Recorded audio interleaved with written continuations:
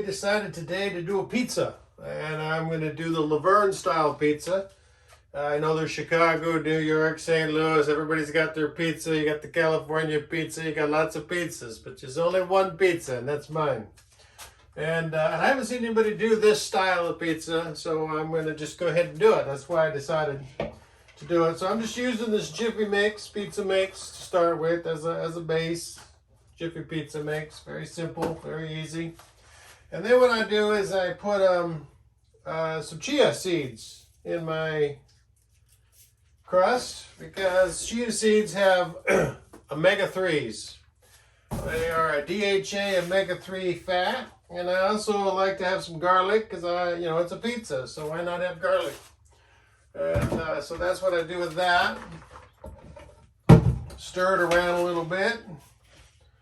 Stir those things up, get them kind of evenly mixed around, the garlic and everything mixed around in this. And then, of course, you use a half a cup of warmed water, which I've got here. And you stir that around till you get a nice, get all of it, all the powder and all the flour and all that mixed in with the water. Get it all wet, and it turns into a little ball. So that's what I'm doing now. Now this has got to sit for 5 minutes. Covered is what they like. And probably it's what rises or whatever it's supposed to do. And I still see some little bit of flour pieces in there. Try to get all them moistened up. So that's what I do with the crust, and I'm going to cover it. Then I'll come back to it in 5 minutes and roll it out for everybody. As soon as I get this, get the dough off of the spatula. And what I do when I cover things, I just go ahead and use a cutting board. There you go. So 5 minutes, I'll come back and we'll deal with this. Okay, the oven is preheating. I got my ingredients here. So we'll do the second phase next in a minute. Okay, here we are. It's been 5 minutes. Letting the dough do its thing. Using a little bit of Crisco here on my hands so we don't get, oh yeah, I forgot to spread the rest of it out. Oh, darn it. Oh well. I'll just have to clean up later. So we're going to use cornmeal as my on my counter. Like I said, I'll have to clean that up later. The reason you use the grease on your hands is so it don't stick.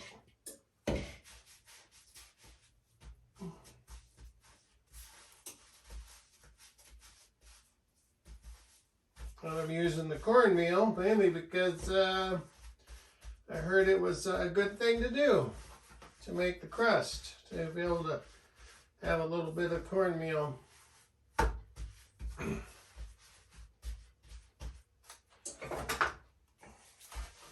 So just roll it out because I can't spin it in the air like some groovy professional guy.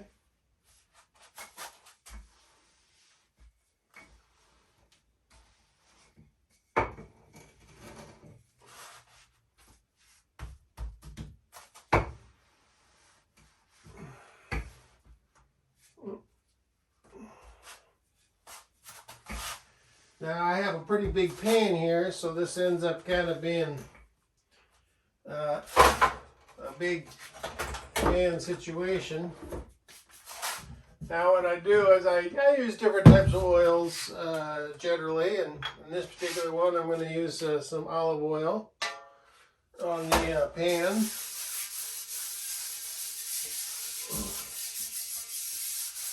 There you go.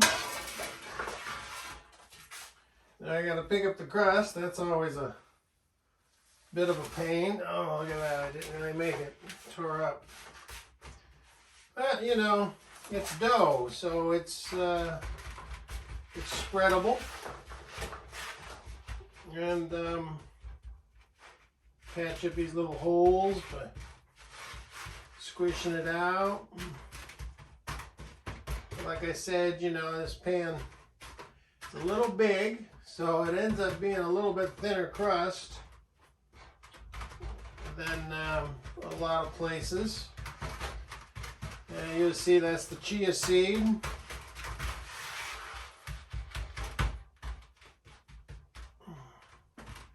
Yeah, we don't want to have them holes. This side here got a little more dough than the other side. Oh well. Try to squish it backward more towards the center if I can.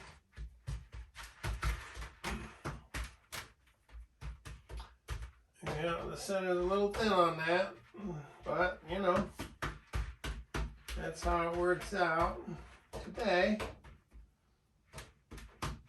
That's the thing about homemade pizzas or homemade anything. It's, you know, it's never perfect. And then toast it for 5 or 6 minutes. And in the meantime, I'll clean up here. I did vote today. I had early voting, so that was fun. And I was able to vote for lots of women. And I was very excited about that. It's a primary here in Nebraska.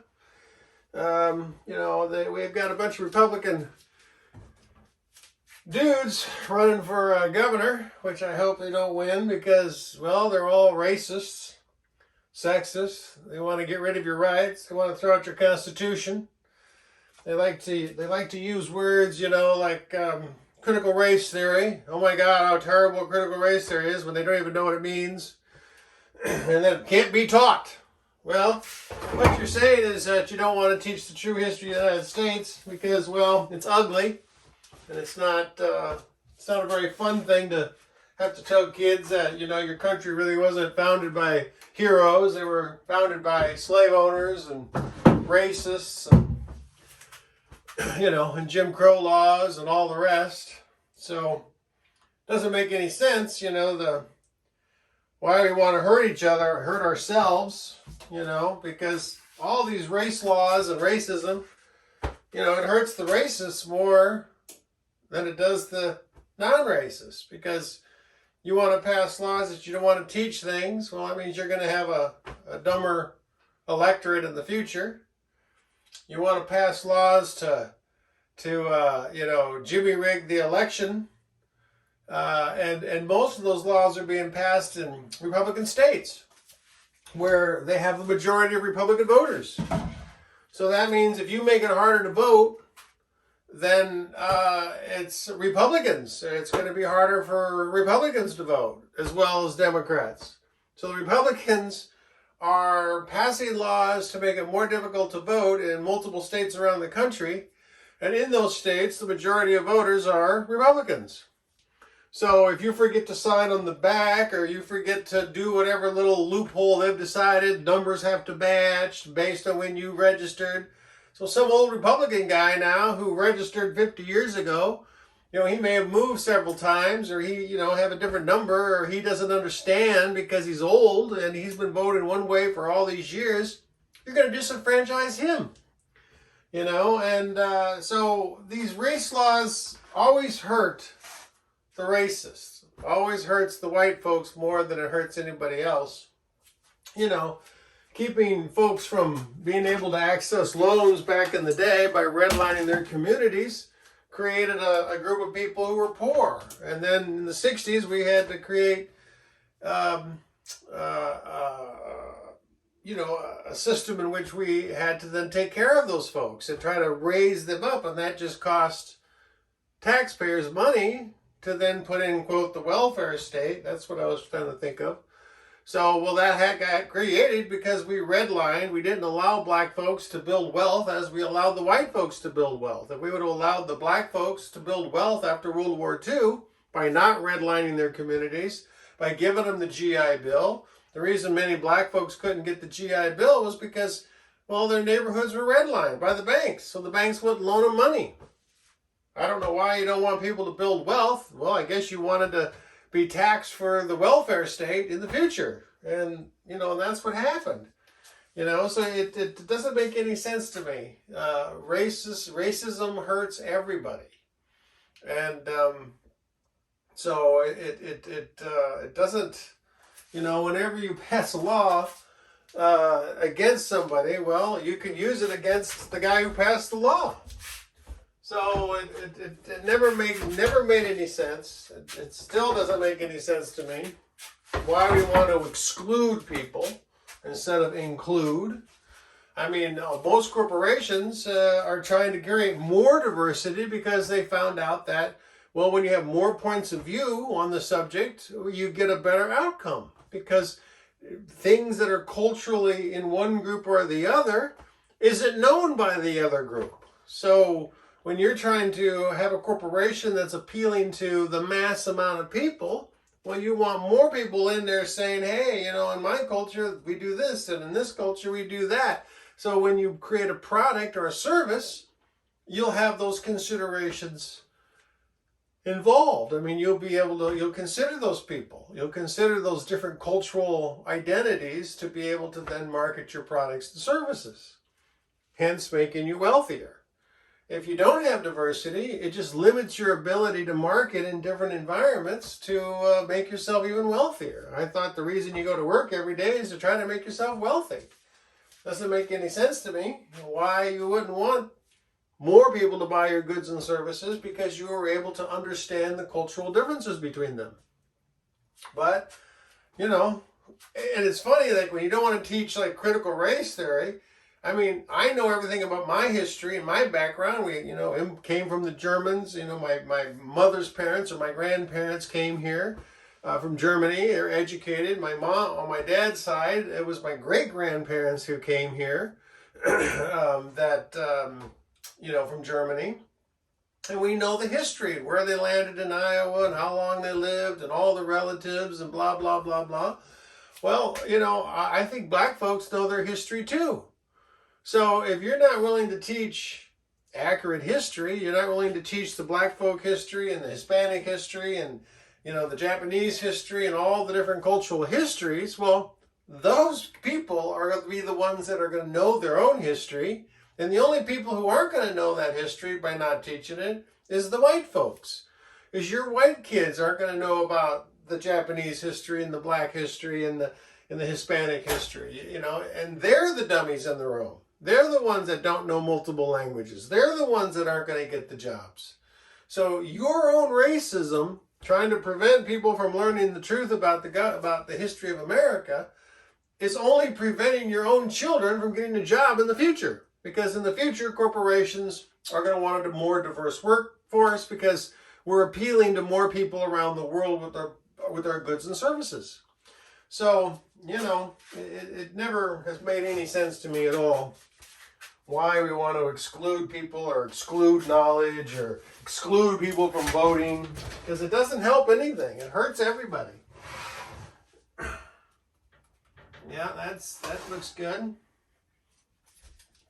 So you put it in the oven for a little bit to kind of make it to create a skin on it. Now, the real big difference that I got going on here is I'm not using tomato sauce. I'm using cheese sauce. This is Stadium Dip, Kroger's, basic, not that expensive. And I'm using just the old, because when you eat a pizza, what are we eating pizza for? Are we eating it because we want to have a spaghetti dinner? No, we eat pizza because there's cheese. It's just slaughtered in cheese. Most pizzas, have a little bit of sauce with a lot of cheese. So I started thinking, well, why don't we have just cheese and kind of skip the sauce? So that's what I'm doing here with this. This is the LaVerne style pizza. It'll be, a little bit thinner crust because, like I said, the pan is big and it spreads out on the whole pan, But, yeah, this is, so I'm using the cheese sauce because what I want is a very cheesy pizza. People want cheese pizza, but then they still stick, tomato sauce as a base.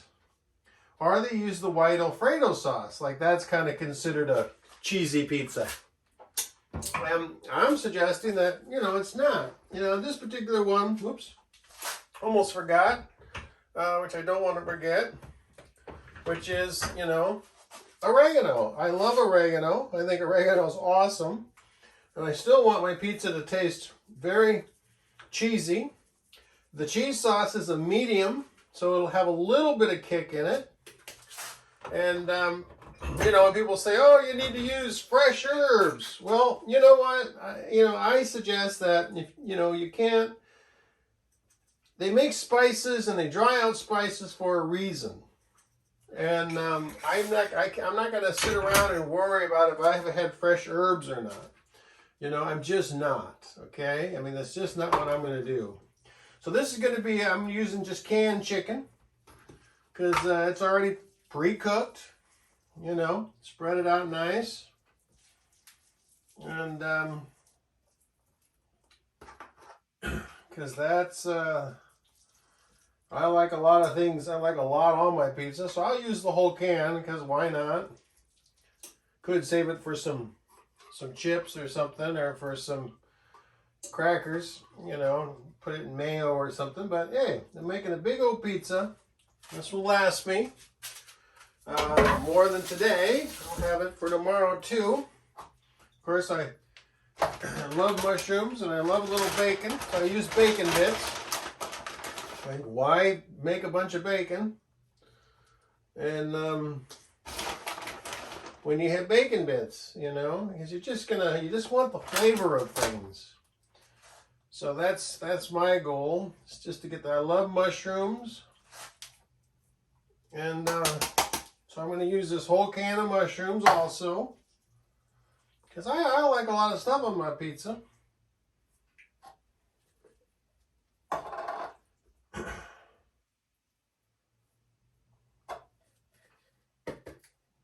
You know, I like a nice thick pizza with lots of stuff on it, lots of flavors, and I'm going to use some black olives and just crush them up as I go. Hey, I don't want to use too many black olives because black olives are pretty salty, and you know, I just like the little bit of flavor. And they can dominate. They can dominate.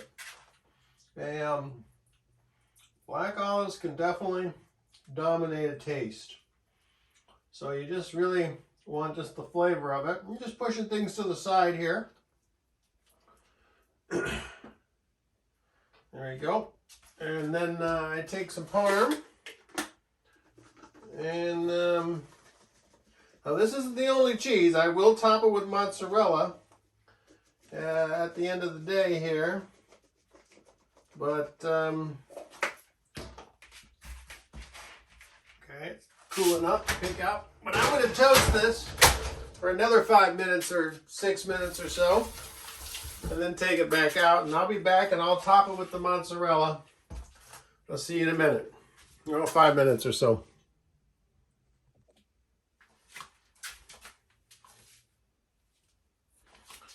All right, it's been about 5-6 minutes here with the pizza in.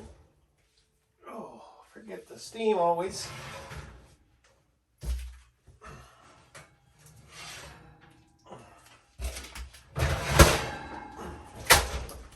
You see everything's steaming up. The chicken's had cooked. The mushrooms are a little bit cooked up. And that's why I do that. I do it uncovered first because I really want the ingredients to cook also. Because when you just cover it in cheese, you're basically insulating the interior of it, as far as I'm concerned, you know, from cooking and getting cooked up nice. It generally will heat, but if you have cheese on it melting, well, it's never really going to cook. You know, and I really want it, I want the ingredients to get a chance to cook.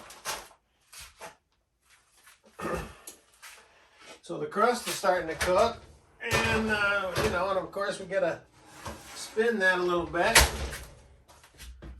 And we'll let the cheese melt, and we'll be back and let you see what the end result is. All right, I think we're done now. We've got the pizza ready to roll. Oh yeah, that's looking great.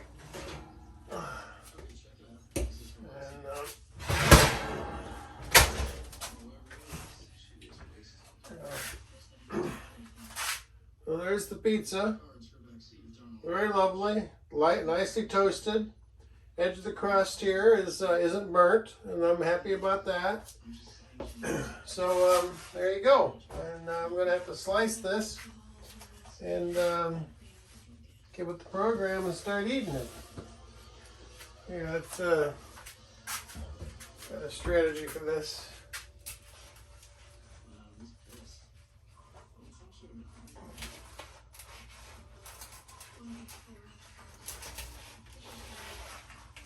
It's a big pizza.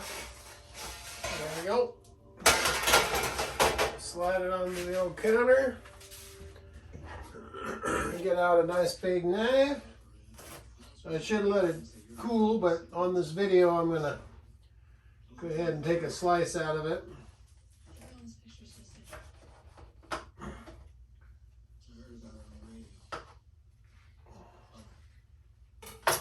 Yeah, I forgot about that pad being underneath there.